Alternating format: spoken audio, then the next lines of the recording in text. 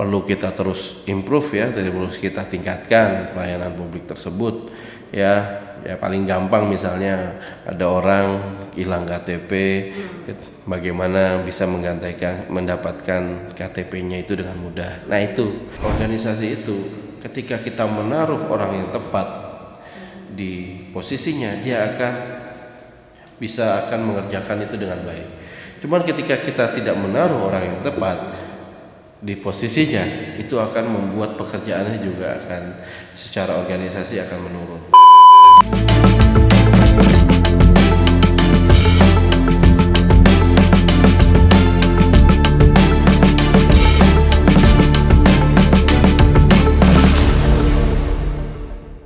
Assalamualaikum warahmatullahi wabarakatuh. Apa kabar pemirsa Daka TV? Jumpa lagi bersama saya Yola Damayanti. Kita akan berbicara tentang inspirasi. Wah, tapi datangnya dari mana? Datangnya dari DPRD Kota Bekasi.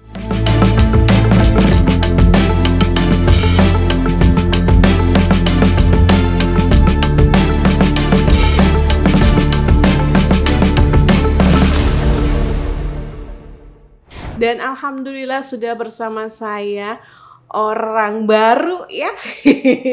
Saya baru ngobrol sama beliau ya, tapi beliau mau kiprahnya udah di mana-mana ya. Ada Bapak Vendabi Surya Putra. Apa kabar Pak Vendabi? Alhamdulillah, terima kasih Mbak Yola. Halo pemirsa Daka TV, saya Vendabi dari fraksi PKS di DPRD Kota Bekasi. Dulu sempat nyanyi sama Ari itu ya. Bukan itu Surya Saputra ya, itu Surya Saputra. Iya. Kira dulu sempat nyanyi gitu, main film, enggak ya? Bukan yang itu ya. Iya, alhamdulillah Pak Vendabi Surya Putra ini adalah anggota DPRD Kota Bekasi dari fraksi Partai Keadilan Sejahtera Komisi 1 juga, ya. Apalagi Banggar enggak? Saya di Bapemperda, Badan Pembentukan Peraturan Daerah. Banyak ya tugasnya pastinya ya. Dan beliau ini newcomer nih di gedung DPRD Kota Bekasi. Kalau boleh tahu dulunya apa sih backgroundnya Pak Vendabi? Background, sebenarnya saya backgroundnya itu waktu saya kuliah itu saya teknik elektro. Kerja pun awal-awal di sekitar tentang masalah elektronik juga gitu ya. Terus sekitar 8 tahunan kerja, terus lanjut usaha dari tahun 2013 sampai tahun 2024. Nah, di situ kita engineering ya, masuk ke politik. Dunia politik. Apa sih yang bikin mau nyemplung ke dunia politik? Kan beda banget engineering ke politik. Engineering gitu. ke politik. Jauh banget. Sebenarnya apalagi pernah di luar negeri kan kabarnya. Mungkin saya senang aja gitu, menyelesaikan masalah itu senang. Problem solving itu senang ya. Kalau di teknik itu problem solvingnya itu lebih ke urusan kayak lebih kayak exact gitu ya. Nah, kalau politik ini juga sama, problem solving. Hanya saja urusan masyarakat, dan ini kan insya Allah juga memberi banyak manfaat. Nah, beda urusannya aja, tapi sama-sama problem solving, menyelesaikan masalah. Persamaannya adalah kedua-duanya sama-sama harus ke lapangan. Iya, betul, memahami permasalahan gitu. Kan dulu pernah lama juga di luar negeri, ini apa bedanya? Dari luar negeri ke sini jauh banget kan? Harus adaptasi lagi berarti.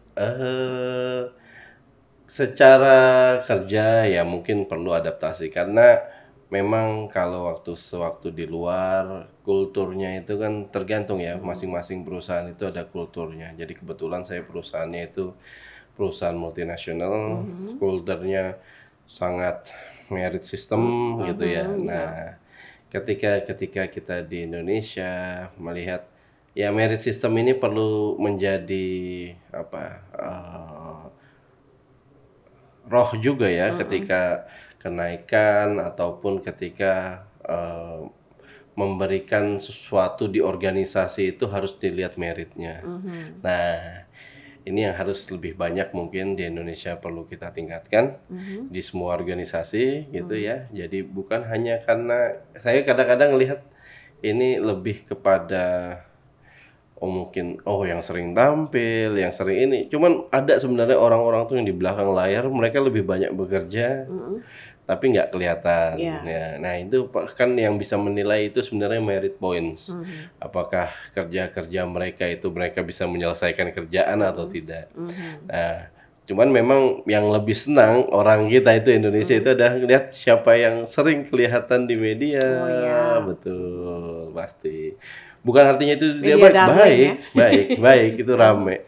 Tapi perlu juga kita melihat siapa juga orang yang di belakang layar ataupun benar-benar yang mereka silent work ya, mengerjakan itu secara mungkin tidak hingar-bingar, tapi itu membuat kondisi keamanan kita lebih baik, kondisi lingkungan kita lebih baik, kondisi mungkin di dunia kerja juga lebih baik. Nah, ini yang mungkin harus kita tingkatkan. Ya, merit system itu. Oke. Ini dari 2013 ya? Saya di Indonesia dari 2013. Nyemplung ke politik langsung? Oh enggak. Saya ada usaha. Ada usaha 2013 sampai 2024 lah gitu. Sampai 2023 mungkin ya. Setelah itu tidak begitu aktif lah di dunia usaha. Banyak ke dunia politik 2023 ke atas. Ya ini kan dua dunia yang berbeda, Pak Fendabi. Ada culture shock nggak ketika masuk ke politik itu? Kok gini, gitu. Ya kalau misalnya masuk ke politik ini kan tadi saya sih melihatnya dimanapun kita kan bisa memberikan manfaat gitu ya. Di dunia usaha ketika kita berusaha ya tentu selain kita pengen mendapatkan keuntungan, kita harapnya juga bisa memberikan manfaat kepada pekerja-pekerja yang mungkin kita hire, yang bekerja untuk kita, memberikan lapangan pekerjaan. Nah, cuman itu kan scope-nya cuman di usaha kita saja gitu ya, tidak banyak. Nah, berbedanya di politik itu, kemanfaatan itu lebih besar lagi. Kalau misalnya kita bisa ikut dalam misalnya mendorong sebuah kebijakan dan kebijakan itu ternyata bermanfaat buat banyak orang, nah itu lebih besar lagi. Kayaknya ada rasa rasa happy-nya itu kenceng ya. Rasa proud, happy, nah itu. Nah, tadi memang buat kita menyelesaikan masalah ya, bukan kayak mungkin merek sebuah menyelesaikan masalah tanpa masalah bukan, tapi bukan pegadaian ya. Bukan. Tapi menyelesaikan masalah itu kita senang lah, problem solving itu senang. Itu secara politik atau memang sama-sama culture shock-nya ke DPRD? Kalau di DPRD ya mungkin bukan culture shock saya melihatnya, ini kan adalah pembelajaran ya. Bahwa tugas-tugas DPRD, orang berpikir DPRD ini termasuk juga kayak semacam wali kota gitu, eksekutor dalam semua hal gitu ya. Jadi warga berpikir, kalau ada jalan rusak minta aja ke DPRD, ada apa minta aja ke DPRD gitu. Nah, memang bisa minta ke DPRD, cuman bagian dari aspirasi yang disampaikan DPRD tentunya dalam nanti penganggaran seperti itu.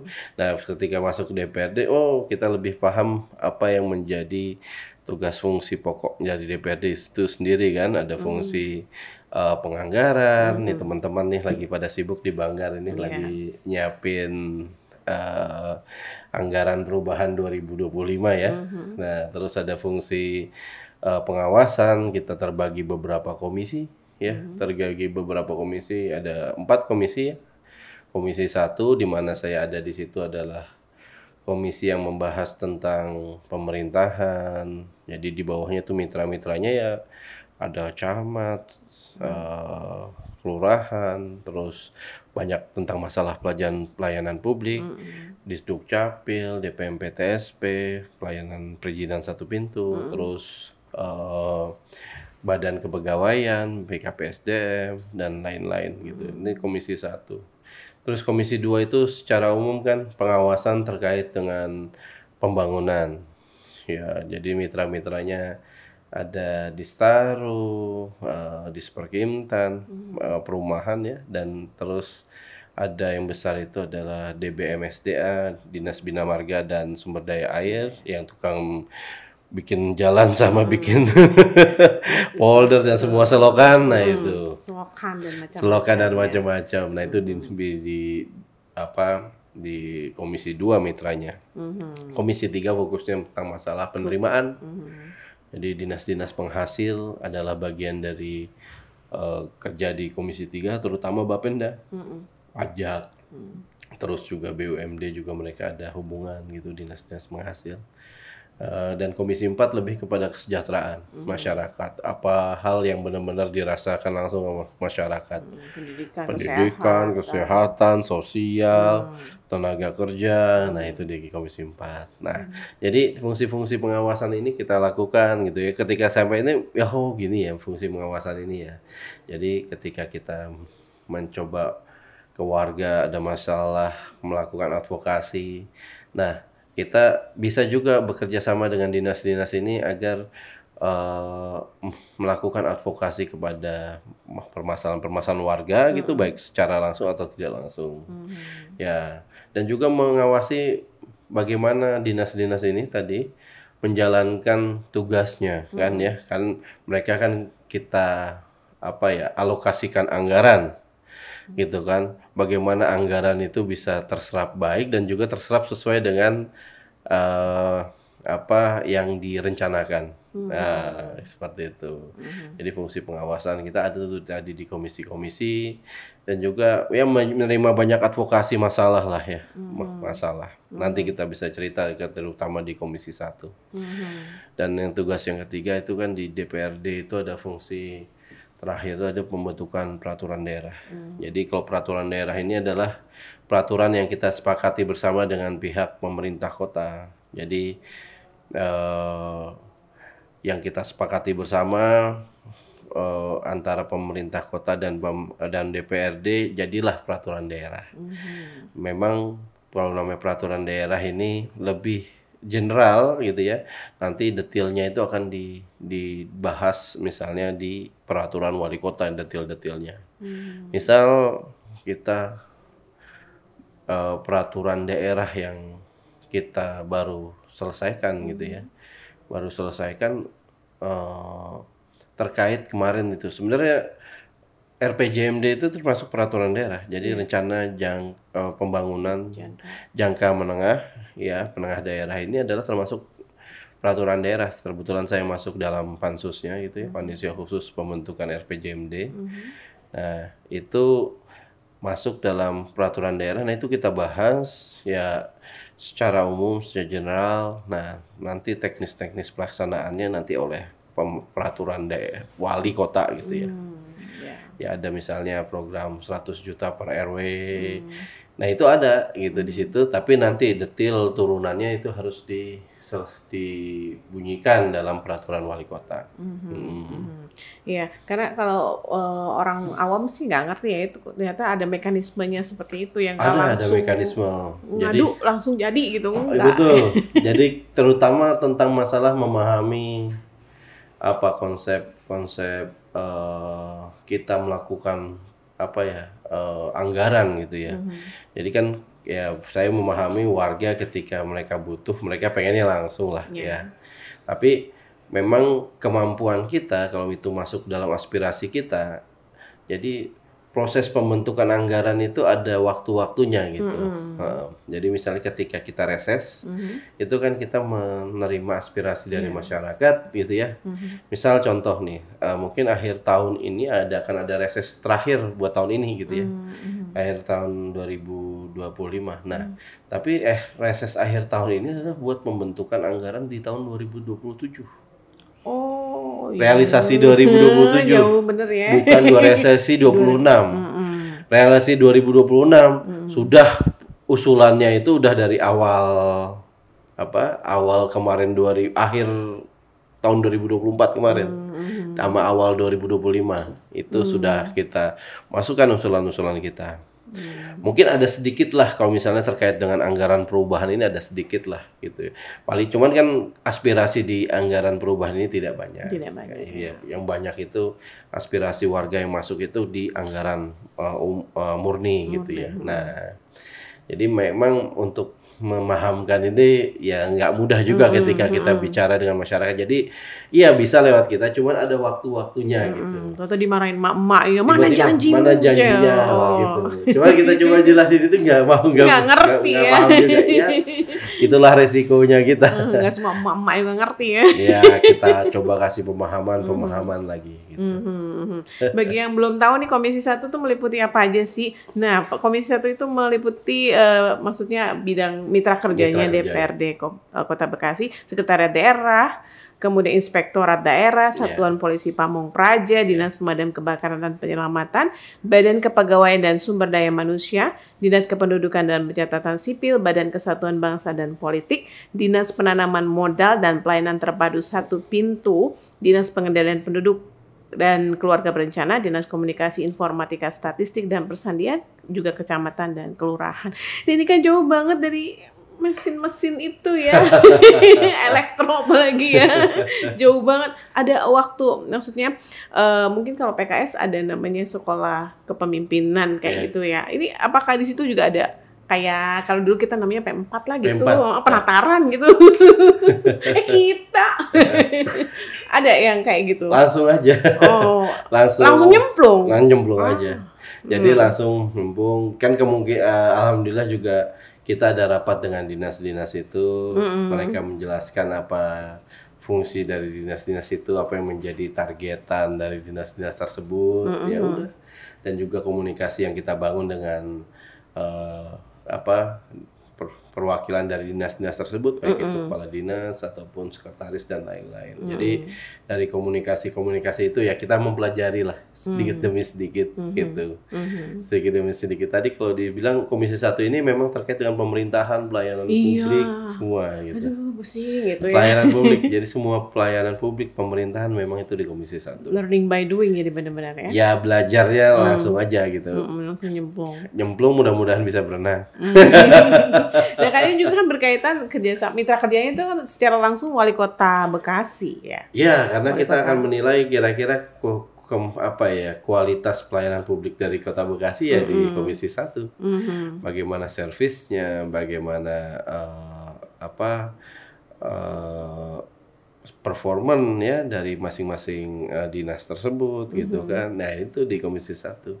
Nah, kan kemarin waktu masa kampanye tuh Pak Wali Kota mungkin punya janji-janji politik. Betul. Itu mungkin ada korelasinya juga dengan mitra kerjanya di Komisi 1 untuk merealisasikan janji-janji politiknya itu? Oh iya, ada gitu ya, janji-janji politik. Jadi dari gini, janji-janji politik Pak Wali Kota yang kemarin itu, nah itu harus tertuang kemarin tadi itu di RPJMD, rencana pembangunan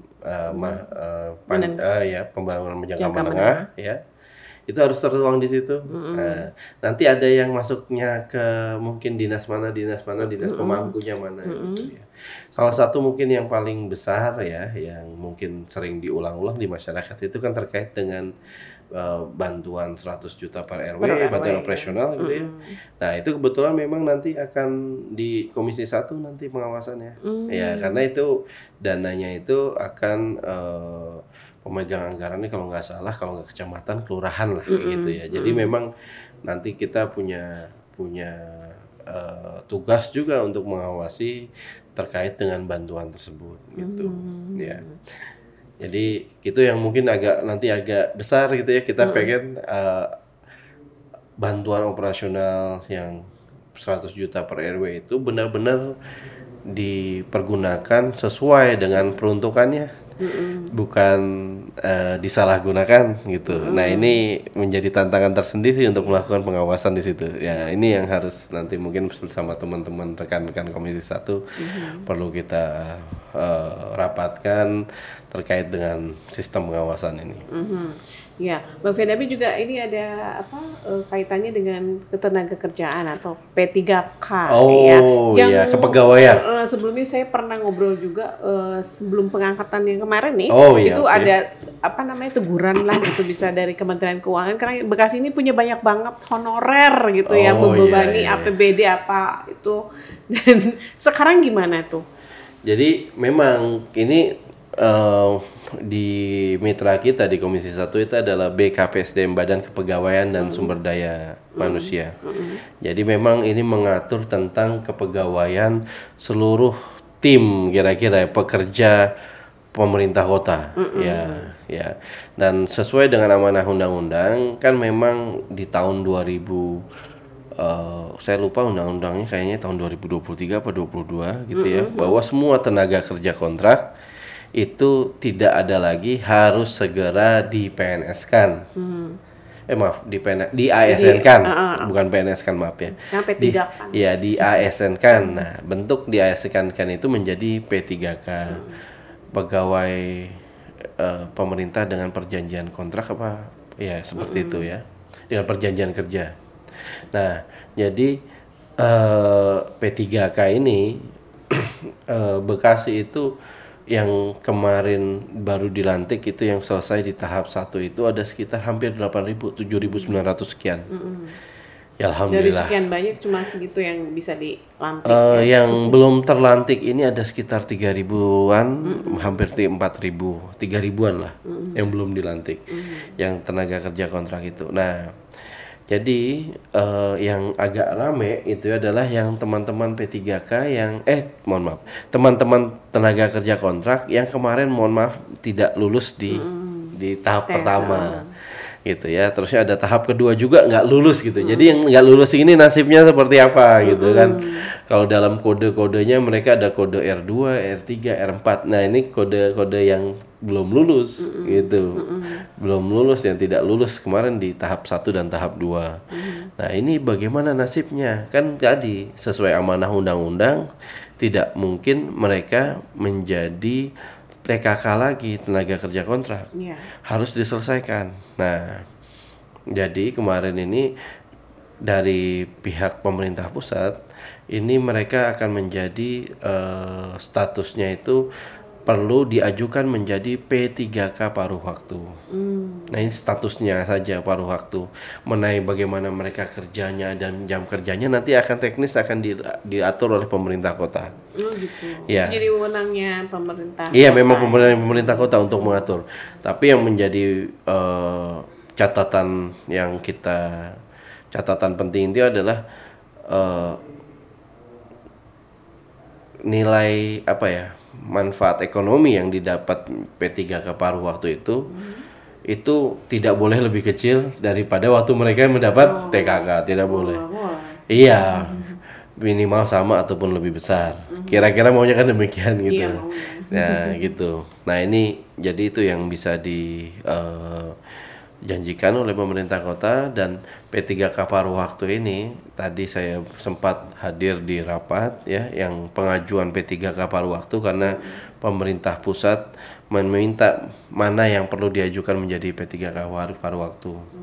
Jadi BKPSDM tadi kita ada rapat, alhamdulillah terkait dengan ini memang agak keras karena mereka kan mencari ini ya tadi mencari jalan solusi buat mereka. Kita beberapa kali nih menerima advokasi, menerima audiensi dari perwakilan yang belum lulus tadi itu yang 3.000 lebih tadi. Ya pernah kita kumpulkan di ruang paripurna karena sangat banyak. Ya itu baru perwakilan. Dan alhamdulillah ya kita setelah banyak komunikasi dan juga komunikasi pihak pemerintah kota dengan pemerintah pusat, akhirnya P3K paruh waktu itu bisa diusulkan. Dan alhamdulillah tadi saya barusan rapat dapat informasi sekitar 3.400-an formasi kita usulkan buat P3K paruh waktu. Nah, ini menyangkut buat formasi buat rekan-rekan yang R2, R3 dan R4. Yang mudah-mudahan ini bisa keangkut semua ya. Tadi 3.400-an sehingga mereka mendapatkan kejelasan status ya. Terkait dengan status mereka ya, karena mereka tidak boleh lagi tenaga kerja kontrak. Gitu. Namanya bukan TKK lagi. Nah, iya, P3K. Nanti paruh waktu. Memang nanti dari paruh waktu bisa menjadi penuh waktu itu ada ininya lagi. ada apa istilahnya itu ada sesuai dengan nanti kebutuhan-kebutuhan yang ada itu bisa nanti diajukan menjadi penuh waktu. Tapi paling nggak mereka nanti sudah mendapatkan status P3K dulu. Ya dengan status P3K itu harapannya tadi memberikan perasaan aman dulu, memberikan perasaan aman bahwa mereka akan tetap bisa bekerja di lingkungan pemerintah Kota Bekasi. Kalau Pak Pendamping melihat jumlah ASN sekarang P3K ya, baik yang penuh waktu ataupun paruh waktu itu gendut nggak sih? Kalau misalnya gendut rekening enak ya, tapi kalau jumlah pegawai yang itu kan jadi beban anggaran juga Pak Pendamping. Ya memang kalau terkait dengan apa gini, ini harus kita hati-hati berbicara tentang masalah ini. Kalau kita nggak enak kalau ngomong pegawai pemerintah itu beban gitu kan, itu nggak nanti enak. Kayak kemarin di hoax itu ya kayak Bu Bu Sri Mulyani jangan bicara seperti itu. Jadi yang kita ini adalah memang kalau secara anggaran itu anggaran yang kita keluarkan buat pegawai pemerintah itu cukup besar. Bahkan saya yang dengar dari teman-teman Banggar itu mungkin sudah di level 40-an% gitu ya.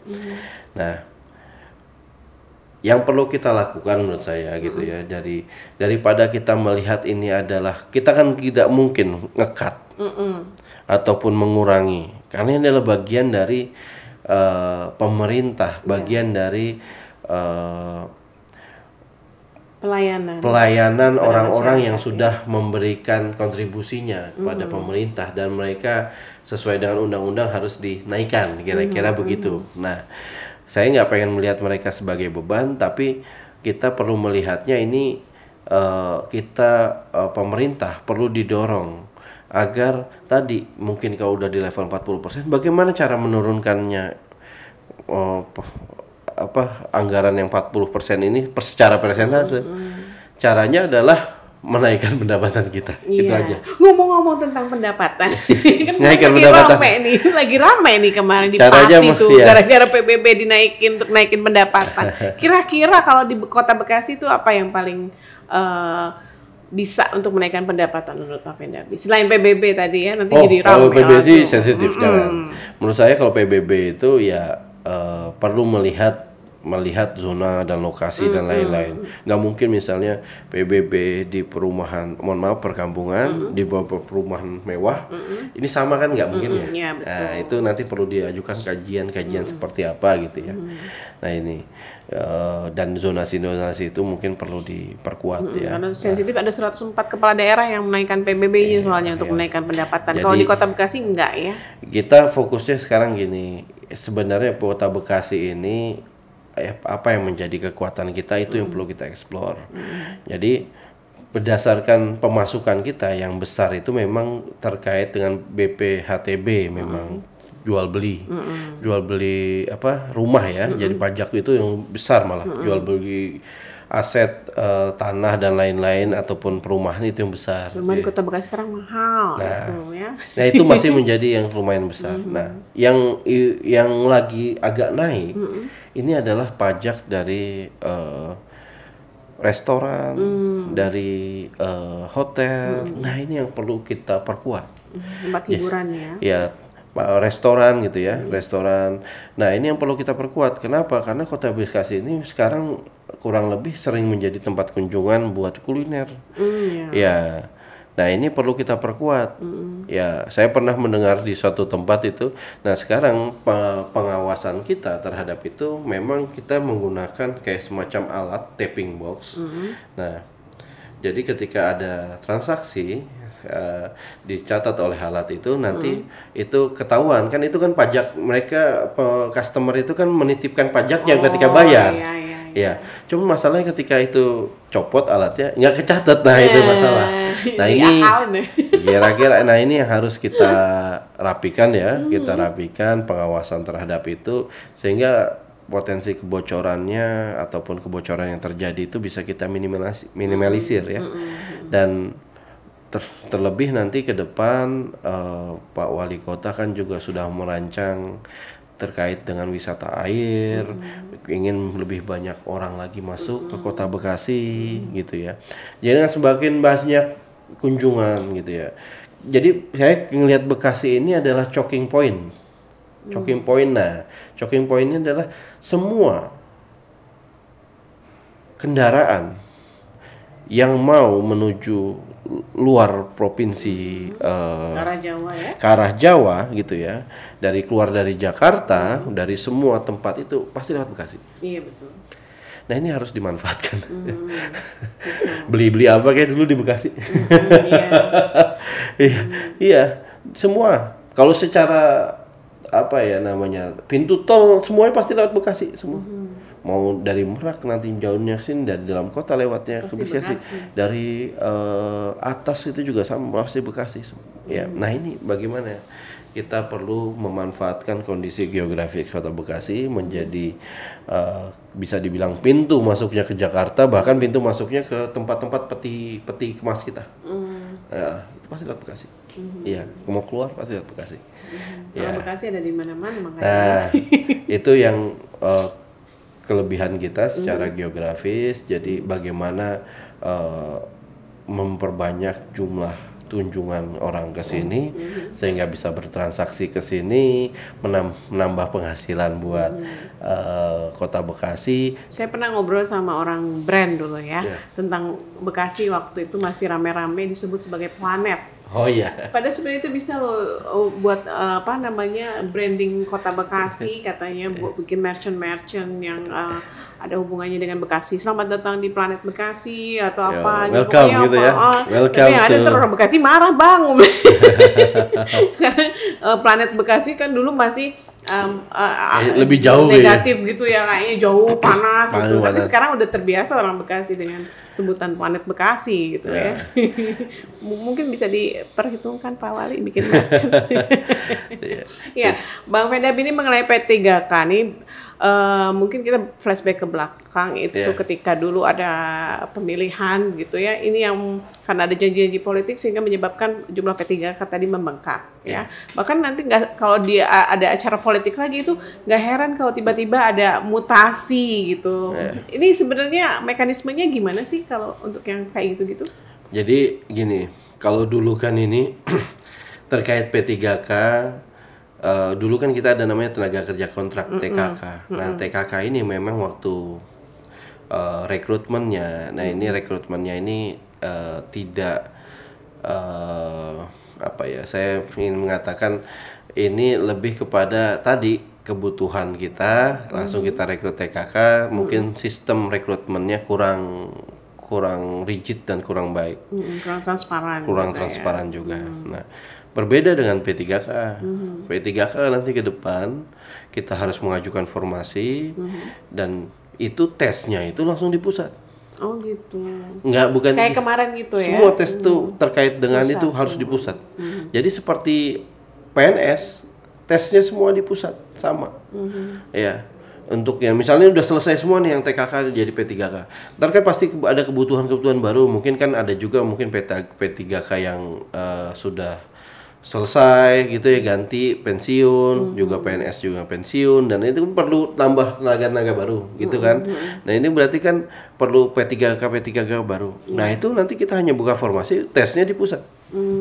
Jadi sistem rekrutmennya itu bukan lagi sistem rekrutmen yang jadi lebih pengawasannya itu, mohon maaf mungkin bahasanya kita nggak bisa nitip-nitip, susah. Karena keluar nilainya di sana. Mungkin kan dulu kan anggapannya wah bisa nitip dan lain-lain, ada tanda kutip karena dekat dengan orang-orang politik, dekat dengan orang pemerintah, bisa nitip, siapapun bisa dimasukin. Cuman udah tidak bisa terjadi lagi. Dan ini memang makanya pemerintah pusat untuk melarang adanya tenaga kerja kontrak. Nah, mereka tidak ingin pemerintah daerah itu punya tenaga kerja kontrak yang tanda kutip terlalu politis sehingga semuanya asal masukin saja. Keluarlah undang-undang itu. Nah, cuman bagian dari konsekuensi dari undang-undang itu yang sudah tenaga kerja kontrak harus jadi P3K. Ke depan tidak ada, semua harus P3K dan semua rekrutmen di pusat seperti ASN. Berarti PNS ya. ASN, iya betul. Berarti nggak ada lagi perekrutan yang tadi itu lagi, tapi Ya, nanti menghabiskan rekrutmen yang lewat jalur-jalur 3.000 belakang udah tidak bisa. yang 3.000 ini dihabisin dulu gitu. Ini selesai rekrutmen yang lewat jalur-jalur belakang. Jadi memang kalau nanti rekrutmen di itu kan berdasar kompetensi, kemampuan. Ya kan ada tesnya, ada apanya. Ntar rekrutmen yang jalur-jalur belakang itu sudah tidak bisa. Ya, oke.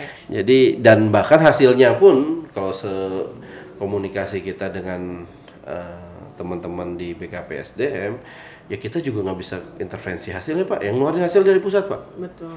Bukan kita yang ngeluarin hasil, gitu. Tapi pelantikan paling pertama kemarin Kota Bekasi itu. Oh bagus. Karena Bagian punya yang stadion pertama ya. gor yang bagus itu ya. Iya. Untuk pelantikan. Nah, ini harusnya ketika banyak P3K ya di Kota Bekasi, itu harusnya pelayanan publik lebih baik dong ya, lebih bagus ya. Ini kalau menurut Pak Vendabi sendiri gimana? Pelayanan di Kota Bekasi. Kalau tentu kan kalau pelayanan publik ini kan ada penilaian gitu kan. Ada penilaian yang dikirim oleh pemerintah, ada indeks kinerjanya gitu ya, nilai-nilai dan lain-lain. Tapi kan kalau buat saya juga ada yang perlu kita terus improve ya, terus kita tingkatkan pelayanan publik tersebut.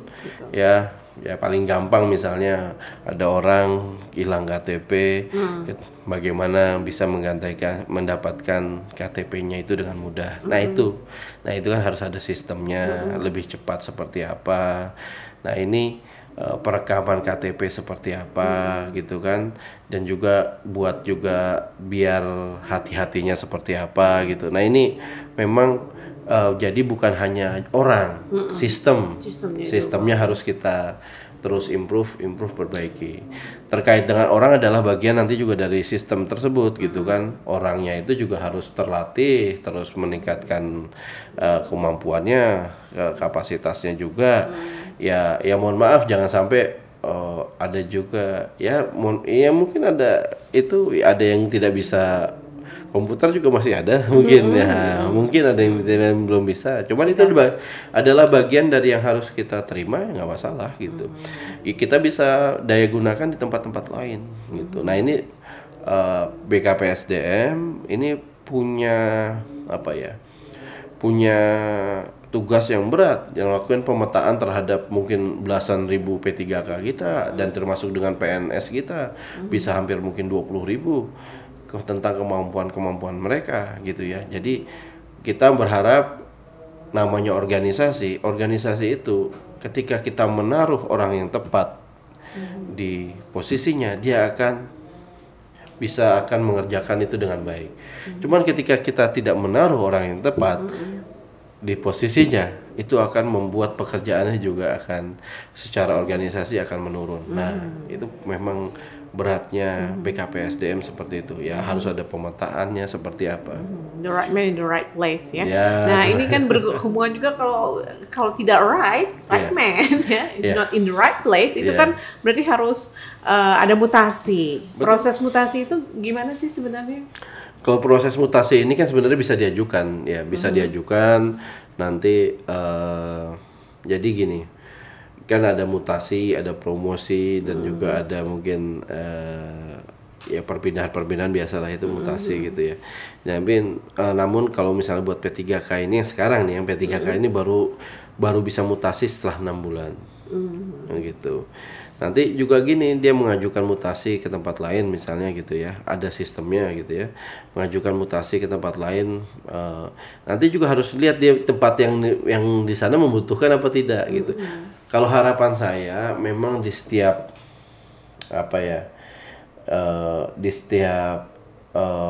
formasi atau di setiap jabatan, nah itu memang harus ada tadi minimal kualifikasinya, ya minimal kualifikasinya sesuai apa tidak. Jadi tidak bisa kan, pasti nanti ada golongan-golongan. Nah ini sesuai apa tidak. Nah kalau misalnya sesuai terusnya ternyata dites oke, ya mungkin bisa pindah gitu. Jadi Tapi saya akan nanti banyak berdiskusi lagi dengan BKPSDM gitu ya, karena memang terkait proses mutasi ya, sistemnya seperti apa ya, perlu kita dalami lebih lanjut ya dengan BKPSDM. Saya sebenarnya pengen mendalami lebih lanjut, cuman kemarin memang fokus kita ini sekarang bukan di mutasinya. Fokusnya ini lagi benar-benar mengangkat yang P3K ini, mengangkat yang TKK ini menjadi P3K gitu. Jadi kita angkat dulu, kita selesaikan. Setelah selesai baru nanti masalah pemetaan mereka, masalah mutasi. Nah ini menjadi PR berikutnya buat kita awasi. Dan P3K ini yang tadi ada kabar baik tuh ini ya, berarti ya? Ya, jadi alhamdulillah tadi kabar baiknya baru nih per hari ini kita mengajukan sekitar 3.400 formasi untuk P3K paruh waktu. Jadi R2, R3, R4 insya Allah keangkut semua. Oh, alhamdulillah. Ya kabar baik untuk Anda 3.400. 3.400 sekian saya. Tadi mungkin saya awalnya salah dengar 300. 34 segini. Oh, 3.400. Oke. Saya salah dengar. Cuma 300 doang, waduh. Dan mereka tetap di tempatnya masing-masing, maksudnya. Sementara harus di tempat masing-masing dulu. Sementara ya. Belum pindah-pindah dulu. Nah, jadi sesuai dengan ketika mereka melakukan anjabnya itu, ketika itu mereka tuh di jabatan yang mana gitu. Ada nggak sih penelitian jumlah TKK ini berapa dan kebanyakan itu ada di mana gitu? Yang paling banyak jumlahnya TKK, P3K ini? Oh, di pendidikan. Pendidikan Banyak. Pendidikan kita memang kita membutuhkan jumlah guru yang banyak kan, memang. Jadi itu juga masih kekurangan dengan yang ada, kita itu masih kekurangan. Gitu. Kita membutuhkan jumlah guru yang sangat banyak memang. Ya ini jadi PR juga ya, kita juga ngeliat ini masih kurang juga, kita mikir ya nanti kita lihat kita apakah bisa menambah lagi atau tidak gitu. Karena pendidikan itu bukan hanya guru aja, tapi juga tenaga-tenaga yang mendukungnya itu juga masuk ke dalam P3K itu. Ya, walaupun memang sih yang lebih banyak pasti di guru gitu ya, lebih banyak. Paling banyak guru itu, kalau itu domainnya Komisi 4 ya. Ya kalau misalnya buat masalah pendidikannya, detailnya itu memang domainnya Komisi 4. Cuman masalah kepegawaiannya itu, status kepegawaian, tentang masalah kepegawaian mereka yaitu di Komisi 1. Ya. Jadi gitu pembedaannya. Kalau misalnya masalah nanti guru ada tentang masalah pendidikannya, proses pendidikan dan lain-lain, peningkatan kapasitas gurunya. Nah, itu domainnya. Ya itu di Komisi 4 yang ikut di situ. Ya, itu kan P3K diangkat, kemudian tes dan macam-macam itu ketika Pak Vendabi sudah nyemplung di Komisi 1 ya. Jadi kayaknya ngikutin banget ya. Ya, jadi kebetulan pas lagi saya join di DPRD itu juga sudah selesai sebenarnya. Sudah selesai proses pengajuan buat tahap 1. Jadi sekitar 7.000 hampir 8.000 itu udah masuk prosesnya, tinggal nunggu dites aja, kira-kira gitu. Jadi hampir 8.000 malah kan, mohon maaf, 8.000-an dikit itu, 8.100 itu udah masuk. Nah, tinggal nunggu dites aja. Tinggal dites, jadi udah masuk. Nah, jadi waktu saya masuk DPRD gitu posisinya. Jadi ya kita belajar, ya kita mendengar info-info. Kan dulu kalau waktu kita di luar kita nggak tahu juga sih tentang masalah ini gitu. Kalau nggak kerja di sini nggak tahu ya. Ya nggak tahu. Ini kan udah hampir setahun nih Pak Vendabi nih ya jadi anggota dewan nih. Apa yang jadi mungkin ada yang perhatian khusus terhadap suatu hal? Perhatian khusus terhadap suatu hal ya. Ya saya jadi kalau selama setahun ini alhamdulillah bisa belajar ya, belajar memahami apa kerja menjadi anggota dewan, bagaimana proses proses penganggaran tersebut dan juga proses terkait dengan hal-hal yang terkait dengan tadi misalnya masalah-masalah yang ada ini bagaimana kita mencoba menyelesaikannya. Nah, itu kita banyak belajar gitu di situ. Ya, bukan artinya saya di Komisi 1 ketika saya mendapat ada orang minta advokasi tentang tenaga kerja, minta advokasi tentang ini pendidikan, kita tidak bisa advokasi. Bisa, tetap kita bisa langsung kontakkan dengan semua dinasnya, itu ya, dengan dinasnya. Jadi memang kalau warga dan masyarakat itu kan mungkin karena kita di anggota Dewan DPRD kota itu kan waktu kampanye sering banget turun ya. Jadi hubungan kita dengan warga dan masyarakat itu cukup dekat gitu. Mereka mungkin gak kenal siapa kepala dinasnya, cuma kenal sama kita. Dan mereka kita kenal dengan anggota-anggota dewannya begitu kan. Jadi mereka tahunya semua hal permasalahan tentang Kota Bekasi, tanya aja ke anggota dewan. Ya nggak masalah, betul sih gitu. Ya tapi kita sampaikan juga, misalnya kita sampaikan, oh ini bisa kita bantu, oh ini belum bisa kita bantu gitu. Nah yang bisa kita bantu, yang belum bisa ya kita sampaikan kenapa tidak bisa, ya demikian gitu. Kadang-kadang juga ada yang di luar kewenangan kita juga, dia juga memahami apa yang menjadi kewenangan kita gitu. Ada yang minta bantuan terkait dengan SMA gitu ya, saya sampaikan, waduh SMA udah di luar kewenangan kita. Ya, walaupun kalau misalnya punya link sendiri dengan kepala SMA dan lain itu kan beda lagi, cuman memang berbeda gitu. Anak saya pun juga masuk SMA negeri gitu, bisa jadi kan, anak yang anggota Dewan juga masuk negeri gitu misalkan. Ya anak saya bukan negeri. Iya.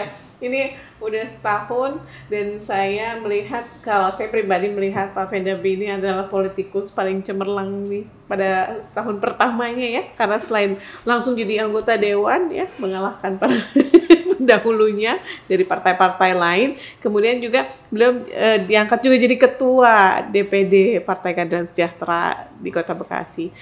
Keren banget ya. Newcomer tapi langsung gitu. Enggak newcomer juga ya. Dari politik udah dari 2000 berapa tadi? Ya kalau di ketua cabang itu kan dari 2020. Cuman kan 2020 2021 kita vakum.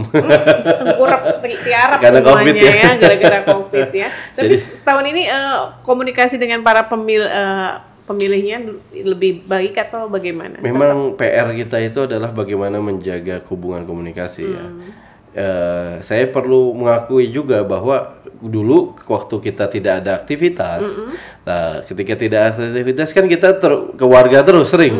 Nah sekarang aktivitasnya banyak sekali gitu ya. Betul. Jadi memang harus mau nggak mau harus punya sistem juga, ada teman-teman yang bantu ngerawatin kira-kira gitu. Jadi bukan kita nggak ya tadi, karena kan kita juga terikat sama waktu dan juga terikat sama kerja-kerja yang ada gitu ya. Jadi turun ke masyarakat memang pasti akan berkurang. Pasti akan berkurang. Hanya saja tadi yang penting aspirasi itu bisa masuk. Kita bisa dengar, ya kita dengar aspirasinya. Bagaimana kita bisa mencoba membantu aspirasi dari warga itu. Jadi Pak Vendabi punya tim tersendiri ya? Ya harus disiapkan, kalau nggak ada timnya kita juga berat. Megang media sosial siapa gitu, ini siapa yang turun ke lapangan siapa, semuanya dibagi-bagi ya? Iya, jadi harus ada yang di lapangan juga gitu ya, mendengarkan masukan-masukan dari warga, mereka ada aspirasi mereka nyampein ke kita gitu. Sedikit tentang jadi ketua DPD, nyangka nggak? Bakal jadi ketua DPD partai yang pemenang di Kota Bekasi ini. Ya sebenarnya rada masih kaget gitu ya. Masih kaget-kaget ya. Kok gue gitu ya. Masih banyak senior kan. Jadi saya sih ngelihatnya ya mungkin karena dari pusat menginginkan adanya regenerasi gitu ya. Berarti bukan artinya saya, kalau buat masalah yang terbaik saya jelas kita bukan yang terbaik. Cuman mungkin dari pusat mungkin menginginkan adanya regenerasi di kepartaian. Ya mungkin akhirnya dari situ pusat melihat kita adalah orang yang pas aja gitu ya, di waktu yang pas gitu. Jadi itu penilaian saya sendiri. Jadi kalau nyangka sih ya kaget, ya kaget. Waduh, kita kan juga paham ada banyak senior kita di sini juga. Iya. Saya termasuk mengikuti soalnya ya. Ada banyak senior kita juga. Dari Surya Saputra, bukan Surya Putra maksudnya. Kalau Surya Saputra tuh aktris. Iya, tadi kan udah Artis. main film ya. Iya. Dan alhamdulillah di sinilah sekarang Pak Fedabi Iya. berada ya. Punya ruangan sendiri sekarang ya. Di lantai atas, di lantai sini ya? Iya, Betul, di lantai sini ada. Iya, lantai sini. Cuma saya seringnya malah seneng ngumpul di ruang fraksi. Iya. Kalau di ruang fraksi bisa ngobrol-ngobrol gitu. Sama ya. Dan juga ngobrol sama staf-staf yang ada, udah ngobrol gitu kan. Udah akrab sekarang ya. Iya. Iya. Iya, Pak Fedabi mungkin ada pesan-pesan khusus untuk warga Kota Bekasi ini, terutama pemilihnya Pak Fedabi di luar sana. Ya, jadi buat warga Kota Bekasi, pertama-tama saya ingin menyampaikan bahwa Kota Bekasi kita terus menjaga agar pemerintah bisa memberikan pelayanan yang terbaik buat warga. Ya, jika ada hal-hal yang masih kurang, ya bisa disampaikan, diaspirasikan ke kita, sehingga kita bisa perjuangkan. Dan saya juga berharap bahwa pemerintah Kota Bekasi nanti terus memfokuskan terhadap tadi pelayanan publik dan juga kesejahteraan masyarakat. Ya, dorongan-dorongan agar warga bisa meningkatkan penghasilannya ataupun lapangan pekerjaan yang bisa diciptakan lebih luas lagi. Dorongan terhadap UMKM bisa diperkuat sehingga warga dan masyarakat bisa mempunyai daya gitu ya, mempunyai daya agak kuat dan memutar roda ekonomi di Kota Bekasi. Nah, ini kita terus dorong itu kepada pemerintah dan harapannya nanti buat warga ya kita ingin kesejahteraannya lebih baik lah. Ya. Dan tapi tadi ketika memang ini kan harapan yang ideal, kita memahami bahwa yang ideal ini tentu saja sangat jauh dari mungkin realita yang ada. Nah, antara ideal dengan realita, nah di situ adalah ada jembatan yang harus diperjuangkan. Nah, mudah-mudahan jembatan-jembatan itu adalah kerja-kerja kita. Kerja-kerja kita di dewan, kerja-kerja kita rekan-rekan juga di pemerintah kota itu adalah kerja-kerja kita. Ini kerja-kerja kita bersama. Dan satu lagi nih yang belum tersebut nih. Gimana anak-anak muda, pesan-pesan untuk anak-anak muda yang takut banget nyemplung ke politik nih. Buat anak-anak muda di Kota Bekasi, pertama perlu melihat politik itu adalah jangan dilihat hanya sesuatu yang kotor. Perubahan itu bisa dilakukan di semua lini tentunya. Ya, ada di perubahan kita bisa melakukan hal-hal kecil. Misalnya contoh grup yang Pandawara itu ya yang sangat fokus tentang masalah lingkungan hidup, sampah. Itu hal-hal kecil akhirnya mereka viral dan juga mereka semangat terus berbuat, itu perubahan. Nah, perubahan juga bisa dilakukan ketika kita memiliki kebijakan, gitu. Kita bisa mempengaruhi kebijakan anggaran. Jadi berapa besar anggaran? Misal contoh aja, saya nggak tahu ya ini. Anggaran misalnya tentang masalah kita pengelolaan sampah kita bisa berhasil perjuangkan bisa lebih besar lagi, sehingga sungai-sungai kita bisa lebih jernih lagi. Nah, itu kan kebijakan anggaran. Nah, jadi bisa kita melakukan kerja-kerja real yang ada di masyarakat, yang di bawah itu. Ayo bersama kita lakukan itu. Bisa juga bagaimana kita di politik itu bisa mempengaruhi kebijakan sehingga yang nanti efeknya itu bisa bermanfaat lebih luas gitu. Jadi jangan terlalu alergi dengan politik, karena di politik itu memang pasti akan ada namanya dinamika dan juga ada ya hal-hal yang menarik ya. Menarik ya, menarik. Hal-hal yang menarik, tapi jangan lupa bahwa tujuan kita tuh ngapain di dunia politik gitu. Kalau tujuan kita di dunia politik itu tadi memberi manfaat buat masyarakat, ya itu harus menjadi tujuan kita gitu. Ya seperti saya kemarin pas lagi di Muswil ya, alhamdulillah di Muswil PKS ya hadir Pak Gubernur ya, KDM ya, Kang Deddy Mulyadi ya, itu luar biasa memang mereka dia, karena dia sudah bisa dibilang politisi ulung ya. Dia pernah jadi bupati, pernah jadi anggota dewan, udah memahami konsep anggaran dan lain-lain. Nah ini udah sangat memahami. Jadi treatmentnya kepada masyarakat itu cepat ya. Walaupun memang akhirnya tentu saja akan selalu dihadapi dengan ya, permasalahan kita akan selalu dihadapi dengan kemampuan yang terbatas, keinginan yang tidak terbatas. Betul ya, dimanapun pasti mau gitu. Iya, kemampuan kita terbatas, kemampuan maksudnya resource kita terbatas, cuman keinginan kita yang tidak terbatas. Kalau kata Iwan Fals, keinginan adalah sumber penderitaan. Ya, keinginan kita yang tidak terbatas, itu pasti seperti itu. Nah, jadi tugasnya para pemerintah kota, tugasnya juga kita di dewan adalah bagaimana dengan kemampuan yang terbatas ini bisa paling tidak memberikan efek yang optimal, kira-kira begitu. Maksimal tidak mungkin, optimal yang bisa kita kejar.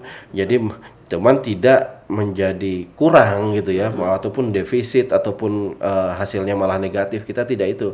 Efeknya kita pengen optimal sebaik-baiknya. Betul ya, karena tadi contohnya Pandawara Group, jadi jangan nunggu viral dulu baru bergerak, tapi bergeraklah biar jadi viral ya. Karena kalau nggak bergerak gimana mau viral ya.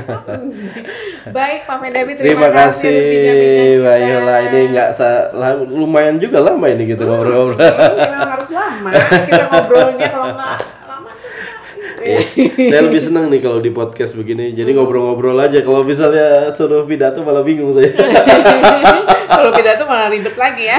Pidato harus dipersiapkan kalau pidato. Baik, terima kasih Pak Mendabi atas waktunya. Baik, terima kasih. Kita bermanfaat. Amin, ya. amin. Ya. Kita tutup dengan wassalamualaikum warahmatullahi wabarakatuh. Waalaikumsalam warahmatullahi wabarakatuh. Iya. Oke.